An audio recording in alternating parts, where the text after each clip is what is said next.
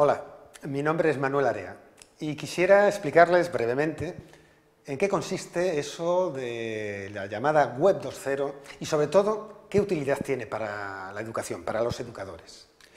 Para hablarles de la Web 2.0 tenemos que irnos al concepto clave de Internet. Internet, ya todo el mundo lo conocerá, es un conjunto de ordenadores interconectados a nivel mundial. Realmente yo diría que Internet no existe físicamente, ¿no?, como un sitio que podemos encontrar. Es, como alguien lo define, como una especie de nuevo espacio donde los humanos podemos hacer muchas cosas. Y por centrarlo en el tema que nos ocupa, podríamos definirlo como un espacio para el conocimiento, la comunicación y la educación. Internet vendría a ser, por decirlo de algún modo, la tecnología representativa de la sociedad del siglo XXI. Lo que ocurre es que Internet no es algo que sea estático, como decía antes, sino es algo que está en constante movimiento, transformación, en evolución. Por ejemplo, la Internet que había hace 10 años, allá en el año 2000, no es la misma que hay hoy en día, en el año 2010, ni será seguramente la misma Internet dentro de otros 10 años, en el año 2020. El hablar de la Web 2.0 significa, es una etiqueta, una forma de nombrar lo que es la Internet tal como la conocemos en este presente, en este final de la primera década del siglo XXI. Por eso, algunos autores hablan de que hace 10 años sería la Internet, podríamos hablar de una especie de Web 1.0, hoy hablaremos de una Web 2.0 y en el futuro seguramente hablemos de una Web 3.0. Vamos a explicarlo brevemente, las diferencias entre lo que era la Internet de hace 10 años, de ayer, con la Internet de hoy. Miren, si ustedes eran usuarios de Internet hace 10 años, lo que harían habitualmente, evidentemente hay distintas variaciones en función de los usuarios, pero lo que hacíamos la mayor parte de los usuarios allá a finales del siglo XX, en los años 98, 99, 2000, era fundamentalmente acceder a Internet para leer documentos, para visitar sitios web donde uno encontraba información. Por eso hablamos de que la llamada Web 1.0, la de hace ya una década, vendría a ser como una especie de red de documentos. Internet era como una biblioteca de lectura de información. Sin embargo, hoy en día esto se ha transformado. Realmente la información, más que generada por otros, está siendo generada por los propios usuarios. El concepto de Web 2.0 fundamentalmente hace referencia a que la Internet la estamos construyendo entre los ciudadanos, entre los usuarios que estamos intercomunicados a través de las redes tecnológicas. Por eso, cuando uno entra en Internet hoy en día, además de leer, de visitar sitios web, lo que hace es escribir, comunicarse a través de foros, a través de blogs, a través de wikis. Y comunicarse, cuando digo escribir, es ofrecer información que a veces adopta formato audiovisual. Por ejemplo, con los videoclips cada vez es más fácil que cualquier ciudadano con su teléfono móvil o celular grabe acontecimientos o con una cámara de fotos digitales y las suba a la red y las comparta. Por eso hoy decimos que la Web 2.0 fundamentalmente es una red social de personas intercomunicadas que intercambiamos información. Esto significa que la Web 2.0 podemos definirla como una determinada filosofía, un determinado modo de entender lo que es el comportamiento en la red. Por ejemplo, algunas ideas básicas serían de esta filosofía, de este modo de entender de lo que debe ser el uso y el comportamiento dentro de Internet, es que hay acceso libre a la información. Internet, como en algún otro momento ya expresé, representa la metáfora, la llegada de la posibilidad de acceder a todo el conocimiento humano. Es decir, es la gran biblioteca universal. Cualquiera, desde su casa, desde la intimidad del hogar o desde su centro de trabajo o de estudios, puede acceder a la información de forma libre. A la vez, como también apuntaba antes, significa que se piensa que hay que participar, y los recursos de Internet nos permiten hacer fácil esta participación, y además con libertad, que uno puede expresarse, compartir y comunicar sus ideas a través de textos escritos, de vídeos, de imágenes. Otro elemento importante es que dentro de la red, dentro de Internet, en la web 2.0, de algún modo, los seres humanos tenemos experiencias reales de comunicación con otros humanos. Son el concepto de red social. Internet está permitiendo que no me encuentre aislado, no me encuentre solitario en mi hogar o en mi aula, sino que comparta en las llamadas redes sociales, Twenty, Facebook, Ning, Elg, hay muchas redes sociales, pueda colaborar, compartir con otras personas que también están conectadas en la red.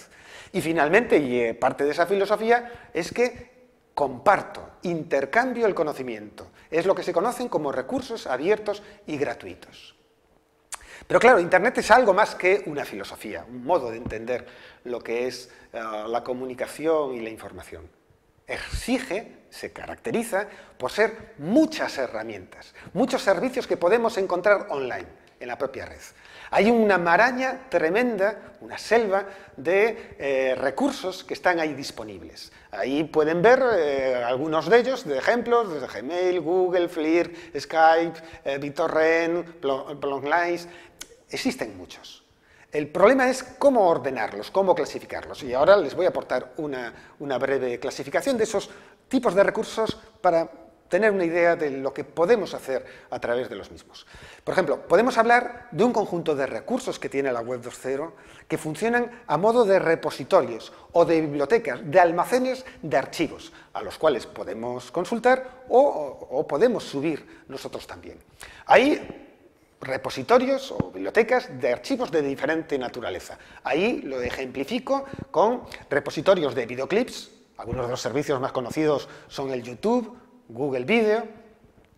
Otros son repositorios de imágenes, como es el caso de Flickr, Picasa, de sonidos. Podemos encontrar sitios con multitud de archivos de sonidos para reutilizar, el Clickcaster, de presentaciones multimedia, de PowerPoint o de otro tipo de software como es SlideShare, o los intercambios de archivos, los conocidos como peer-to-peer.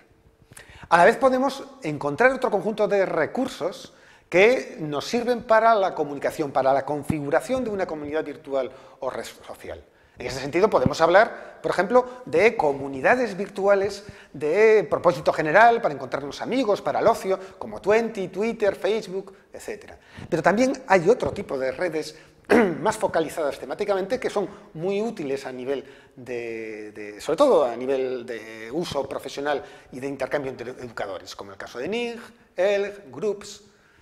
Hay otros servicios de la web 2.0 que nos permiten publicar, es decir, expresarnos con facilidad. Los más conocidos son los blogs. ¿Quién no tiene hoy en día un blog? Y digamos los dos servicios más empleados, como pueden comprobar, son los blogs a través de soportes como Blogger o WordPress, las wikis. El ejemplo más claro y conocido de las wikis son ese gran enciclopedia o diccionario mundial que es la Wikipedia, que nos permite la escritura colectiva, la construcción colaborativa del conocimiento. Para educadores podemos utilizar sitios como Wikispace o también editores HTML online. Hay muchos para poder construir páginas web o utilizarlos como si fueran recursos de Office. Bueno, todo este conjunto de recursos de la web 2.0 se proyectan o se traducen en diversas prácticas educativas de lo que conocemos como e-learning o teleformación. Brevemente. Hace 10 años, por ejemplo, los educadores, para poder utilizar la Internet como soporte para nuestra docencia, creábamos sitios web de nuestra asignatura en formato HTML, eran páginas estáticas. Hoy en día ya utilizamos lo que se llaman plataformas o software que nos permite crear aulas virtuales. El ejemplo más claro y más conocido y más extendido es el caso de Moodle. Sin embargo, en estos momentos, gracias a los recursos múltiples de la web 2.0, podemos hablar también de una nueva fase del e-learning, que también podríamos denominar como e-learning 2.0. ¿En qué consiste básicamente? Pues en que utilicemos los recursos para que nuestros estudiantes puedan aprender a través de la lectura, la búsqueda de información y de la escritura, de la comunicación a través de Internet. Insisto, escritura entendida no solo como texto escrito, sino también como texto audiovisual. A la vez es muy importante que el e-learning 2.0 se apoye en una utilización de un método, de una metodología de naturaleza constructivista, no de transmisión de información por los estudiantes, sino que estos aprendan a través de la actividad de buscar, analizar, reconstruir información.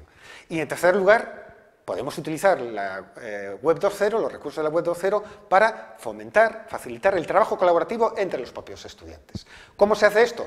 A través de wikis, a través de solicitarles que hagan blogs, de que debatan y se comuniquen a través de espacios virtuales como son los foros, que publiquen vídeos, presentaciones multimedia en Internet, que elaboren repositorios o bases de datos a nivel colectivo entre los propios estudiantes, utilizar Internet para que entre ellos también se evalúen, en definitiva. Y concluyendo, para ser un profesor de este nuevo enfoque del e-learning, del 2.0, es fundamental asumir algunas cosas. En primer lugar, pensar que el aula virtual, que el e-learning, no puede quedar constreñido al mero hecho de utilizar una plataforma cerrada, sino convertir Internet o todos los recursos de Internet en una plataforma abierta. Y esto significa empezar ya a plantearse nuevos conceptos como son los PLE, es decir, espacios de aprendizaje personales por parte de los estudiantes, y los portafolios electrónicos. En definitiva, tenemos que también, como docentes, que utilizamos los recursos de la Web 2.0, asumir esa filosofía que nombrábamos antes de permitir el acceso libre a la información y, en consecuencia, tenemos que compartir y hacer públicos nuestros recursos que generemos como docentes. Es el concepto de recursos educativos abiertos. Y me gustaría llamar la atención a los derechos de propiedad, que hasta ahora han sido el copyright, que han quedado encerrados en el autor y en la industria o la empresa propietaria de ese copyright, para hablar de otra forma de compartir los documentos, que son las licencias copyleft y particularmente la Creative Commons. En definitiva, y con esto acabo, ser un profesor del siglo XXI significa asumir y ser usuario habitual de los recursos del siglo XXI. Y estos pasan por ser un usuario del conjunto de recursos de la Web 2.0. Yo no puedo enseñar a mis estudiantes a utilizar la Web 2.0 si previamente yo en mi vida habitual, cotidiana, en mi vida académica, no la utilizo. No construyo blogs, no participo en wikis, no estoy en redes sociales. A la vez tengo que cambiar de algún modo mi mentalidad pedagógica y no pensar que los recursos digitales y materiales didácticos que elaboro los tengo que guardar para mí mismo y mis estudiantes, sino compartirlos y ponerlos a disposición del resto de colegas, y en consecuencia eso me permitirá también reutilizar los materiales que ya hay disponibles en la red. Y evidentemente esto implicará cambiar mis prácticas de enseñanza, mis prácticas didácticas, donde organice actividades para que los estudiantes construyan ellos el conocimiento y trabajen de forma colaborativa. Muchas gracias.